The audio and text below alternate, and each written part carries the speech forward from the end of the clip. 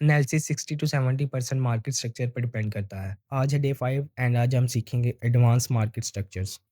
यार मार्केट कभी भी एक ही डायरेक्शन में मूव नहीं करती बल्कि वो रैंडमली किसी भी ज़िगज़ैग पैटर्न में मूव करती है और ज़िगज़ैग पैटर्न के इस हिस्से को हम एक स्विंग कहते हैं और इस स्विंग के हाई पॉइंट को हम स्विंग हाई और लो पॉइंट को स्विंग लो कहते हैं और मार्केट में प्राइस इसी तरह स्विंग हाई और स्विंग लो बनाते हुए मूव करती है और जब भी प्राइस पिछले स्विंग हाई को ब्रेक करके नए स्विंग हाई की तरफ मूव करती है प्राइस की इस मूवमेंट को हम ब्रेक ऑफ स्ट्रक्चर कहते हैं और प्राइस की इसी मूवमेंट के दौरान एक टर्निंग पॉइंट आता है जब प्राइस एक न्यू स्विंग हाई बनाने की बजाय अपने प्रीवियस स्विंग लो को ब्रेक करती है और अपनी डायरेक्शन को चेंज कर लेती है। प्राइस की इस मूवमेंट को हम चेंज ऑफ करैक्टर कहते हैं और प्राइस के इसी टर्निंग पॉइंट के दौरान जब प्राइस अपने स्विंग हाई या स्विंग लो को ब्रेक करते हुए अपनी लास्ट ऑपोजिट कलर कैंडल को क्रॉस करती है तो इसे CISD कहते हैं और प्राइस की इसी मूवमेंट को मास्टर करके हम प्रिडिक्ट कर सकते हैं कि किसी भी एसेट की प्राइस इस वक्त अप ट्रेंड में है या डाउन ट्रेंड में। इसके बाद एक मोस्ट इंपॉर्टेंट टॉपिक जिसे इंटरनल स्ट्रक्चर कहते हैं जिसके अंदर प्राइस हायर लेवल के स्विंग हाई और स्विंग लो को ब्रेक किए बगैर छोटे छोटे स्विंग हाई और स्विंग लो बनाना शुरू कर देती है। इस मिनी स्ट्रक्चर को हम इंटरनल स्ट्रक्चर कहते हैं और इसी हायर रेंज स्विंग के अबव 50% एरिया को हम प्रीमियम और बिलो 50% एरिया को हम डिस्काउंट कहते हैं। जब भी प्राइस डिस्काउंट एरिया में आती है तो हम बाय की ट्रेड्स देखते हैं और जैसे ही प्राइस प्रीमियम एरिया में जाती है हम सेलिंग शुरू कर देते हैं।